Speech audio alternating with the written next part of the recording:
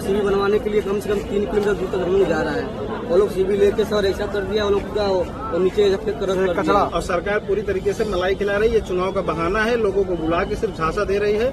इसका जवाब हम जो जितने युवा बेरोजगार हैं सब लोग एक साथ। आपको बड़ी खबर की रोजगार मेले में लगे बेरोजगारी के हाई हाई के नारे, कोड़े में बिखरे मिले बायोडाटा, हजारों की भीड़, दावा 50,000 को नौकरी मिलेगी, लेकिन टाटा फिश लग रहा है। हालांकि लोगों के दावे अलग अलग हैं। मुख्यमंत्री यहाँ इसमें जाकर के उद्घाटन किया है बाकायदे। उनका कहना है कि 2000 लोगों को विदेश में नौकरी मिलेगी। वहीं पर कई बेरोजगारी हाई हाई के नारे भी लगाए और विरोध प्रदर्शन करते दिखे गए। नमस्कार, न्यूज डायरी अपडेट चैनल में आपका स्वागत है। मैं हूं राकेश त्रिपाठी। आपको ले चल रहा हूं लखनऊ से बड़ी खबर की ओर। लखनऊ में यूपी सरकार की ओर से रोजगार महाकुंभ का आयोजन किया गया। 3 दिन के मेले में हिस्सा लेने के लिए रात से ही युवा यहां पहुंचने लगे थे। मंगलवार सुबह तक आयोजन स्थल इंदिरा गांधी प्रतिष्ठान के आसपास करीब 1 लाख युवाओं का जमावड़ा लग गया। 2 किलोमीटर एरिया में युवा ही युवा नजर आ रहे थे। बता दें कि मुख्यमंत्री योगी आदित्यनाथ ने कार्यक्रम का शुभारंभ किया। उन्होंने कहा, हमारी सरकार युवाओं को बिना ब्याज बिना गारंटी की ऋण दे रही है। इसके जरिए 6 महीने के अंदर 70,000 युवाओं को लाभ दिया जा चुका है। वे स्वयं का रोजगार भी शुरू कर रहे हैं। वहीं आपको बता दें कि रोजगार मेले में अव्यवस्था दिखी। युवाओं की भीड़ बार बार बेकाबू हो रही थी। लखनऊ के डीएम विशाख जी और पुलिस कमिश्नर अमरेंद्र सेंगर खुद व्यवस्था बनाने में जुटे थे।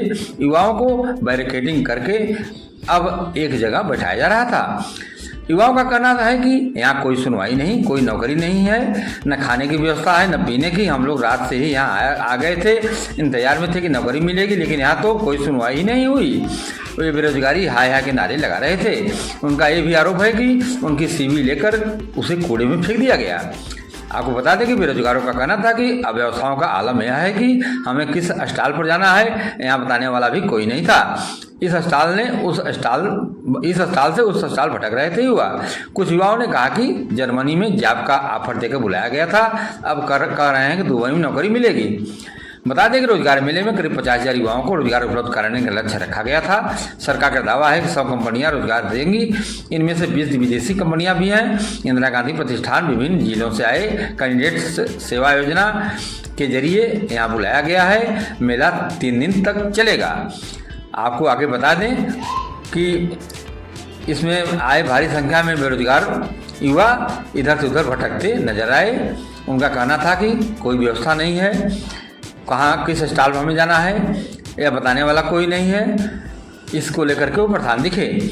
बता दें कि राजधानी लखनऊ के इंदिरा गांधी प्रतिष्ठान में आयोजित रोजगार मेले में मंगलवार सुबह से बड़ी संख्या में युवा पहुंच रहे हैं। इस मेले में IT, FMCG, शिक्षा, सिक्योरिटी, पैकिंग, लोडिंग और कंस्ट्रक्शन जैसे 150 से अधिक कंपनियां शामिल हुई हैं। कंपनियों द्वारा विभिन्न क्षेत्रों में योग्य उम्मीदवारों का चयन किया जा रहा है।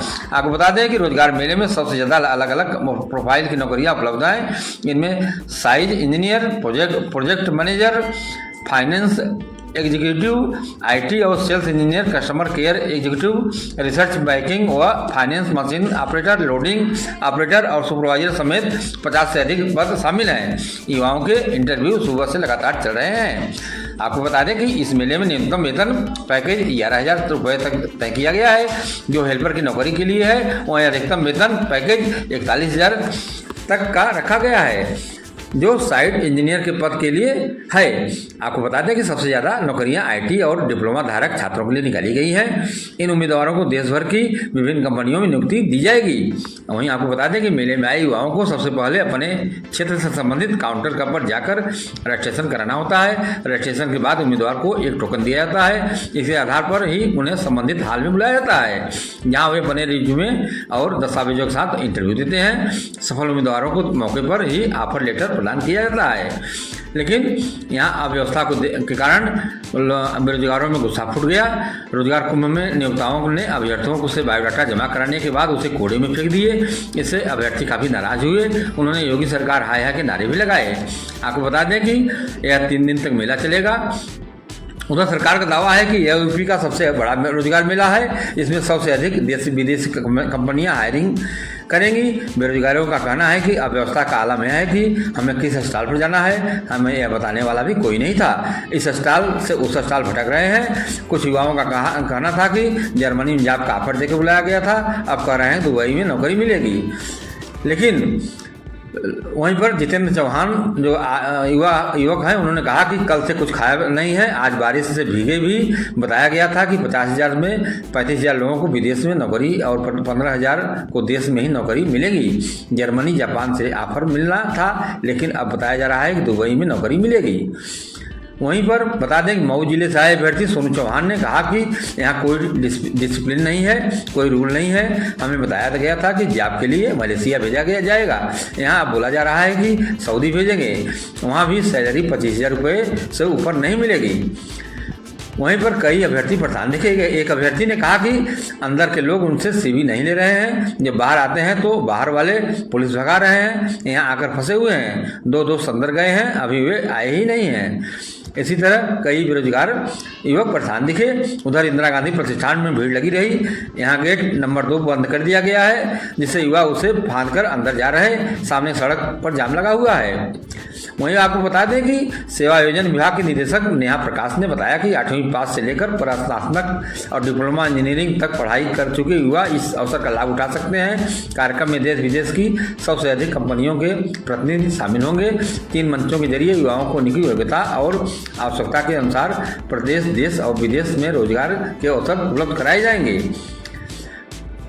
आपको बता दें कि मुख्यमंत्री ने कहा कि हम लोगों ने 24 जनवरी 2025 को CM युवा उद्यमी स्कीम लॉन्च की, जिसके तहत युवाओं को रुचि के अनुसार रोजगार मिलेगा। उनको ब्याज मुक्त, गारंटी मुक्त ऋण की सुविधा उपलब्ध कराई गई। उनके लिए हमारी गवर्नमेंट 10% मार्जिन मनी भी उपलब्ध करा रही है। अब तक 70,000 युवाओं ने इस स्कीम के साथ जुड़ करके स्वयं का उद्योग स्थापित करने की दिशा में काम प्रारंभ कर दिया है। आपको बता दें कि उन्होंने कहा कि पिछले 8 वर्ष के अंदर उत्तर प्रदेश पुलिस ने 2,19,000 भर्तियां हमने की और सरकारी नौकरी दी। उत्तर प्रदेश के अंदर 1,56,000 शिक्षकों की भर्ती की प्रक्रिया को पूरी पारदर्शिता के साथ संपन्न किया और अलग अलग विभागों को देखा तो शिक्षा, स्वास्थ्य, कृषि, विश्वविद्यालय, इन सभी को अगर हम जोड़ते हैं तो यह संख्या 8.5 लाख होती है, जो देश में सबसे अधिक है। अब तक 33 से ज़्यादा सेक्रेटरियल पॉलिसी हमने तैयार की है। आपको बता दें कि आत्मनिर्भर प्रदेश के उत्तर प्रदेश की आधारशिला बनेंगे।